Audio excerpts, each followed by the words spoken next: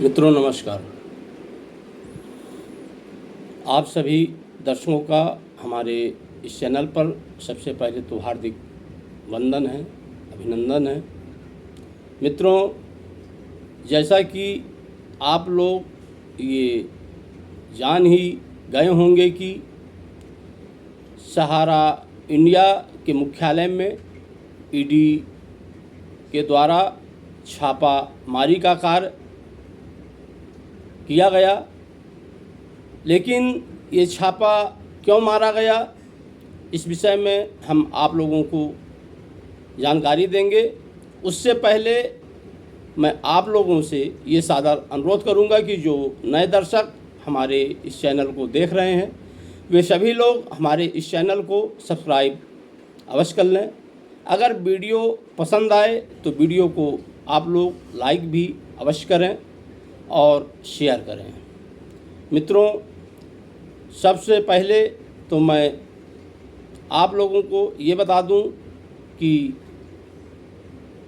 5 दिन पहले पुनः एक सहारा के जो कार्यकर्ता थे उनका भी देहांत हो गया और उनका ये देहांत हार्ट अटैक के कारण हुआ, क्योंकि पैसे के अभाव के कारण वो इस समय बहुत ही परेशान थे। अपना पैसा तो फंसाए ही हुए थे सहारा में, और इसके साथ साथ निवेशकों का दबाव था जिसको उन्होंने सहन नहीं कर सका। अभी हाल फिलहाल में उनका जो वो अंतिम संस्कार के बाद क्रियाकर्म होता है मुंडन वगैरह का, वो हुआ। उस पर मैं भी शामिल हुआ था और इसी कारण मैं ये आप लोगों के सामने जो सर पे रुमाल बांध करके बैठा हूँ, इसकी भी एक यही वजह है। तो मित्रों, मैं आपको बता दूं कि राजधानी लखनऊ में सहारा इंडिया के कई ठिकानों पर ईडी की कोलकाता यूनिट तथा लखनऊ यूनिट के कई अफसर छापेमारी का कार्य किए और अभी भी लगे हुए हैं। मित्रों, सहारा इंडिया के मुख्यालय पर ईडी की टीम ने छापा मारा है। उत्तर प्रदेश लखनऊ सहारा इंडिया के मुख्यालय में ईडी के द्वारा छापामारी किया गया है।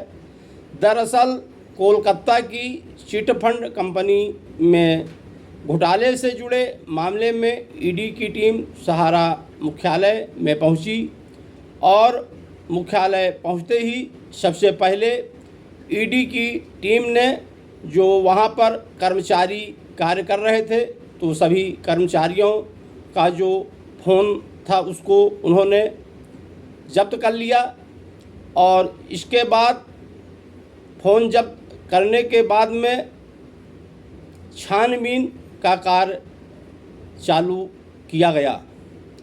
मित्रों, सहारा इंडिया में करोड़ों करोड़ रुपए निवेशकों के जमा है। सहारा इंडिया स्कैम कोई छोटा मोटा स्कैम नहीं है और निवेशकों का भारी मात्रा में पैसा सहारा इंडिया में जमा है। इसको देखते हुए सरकार एक्शन में आई और छापेमारी का कार्य शुरू किया गया। मित्रों, यहाँ पर चिट फंड का नाम अवश्य दिया गया है, क्योंकि ये मीडिया में खबर थी। हिंदुस्तान की वेबसाइट में भी लिखा था कि चिट फंड घोटाला। लेकिन मैं आपको ये बता दूं कि कोलकाता से हमारा इंडिया क्रेडिट कोऑपरेटिव सोसाइटी जो थी, जिसमें निवेशकों का पैसा लगा हुआ था, उसका प्रकरण कोलकाता हाई कोर्ट में भी चल रहा था और निवेशकों का डाटा अभी भी CRCS के पास नहीं भेजा गया। मित्रों, मैं आप लोगों को अपने पिछले वीडियो में ये बताया था कि जिसके 10 बॉन्ड हैं तो उसमें से सिर्फ 1, 2 या 4 बॉन्डों का ही डाटा CRCS के पास भेजा गया था और बाकी का डाटा अभी तक निवेशकों का CRCS के पास नहीं भेजा गया। इसको देखते हुए ये कार्य किया जा रहा है और ये कार्य करने की अब बहुत ही आवश्यकता भी है, क्योंकि अगर इस तरह की छानबीन अगर नहीं होगी तो निवेशकों का पैसा मिलने वाला नहीं है। ना तो डाटा जाएगा CRCS के पास और ना तो निवेशकों को उनका भुगतान ही हो पाएगा। मित्रों, 2024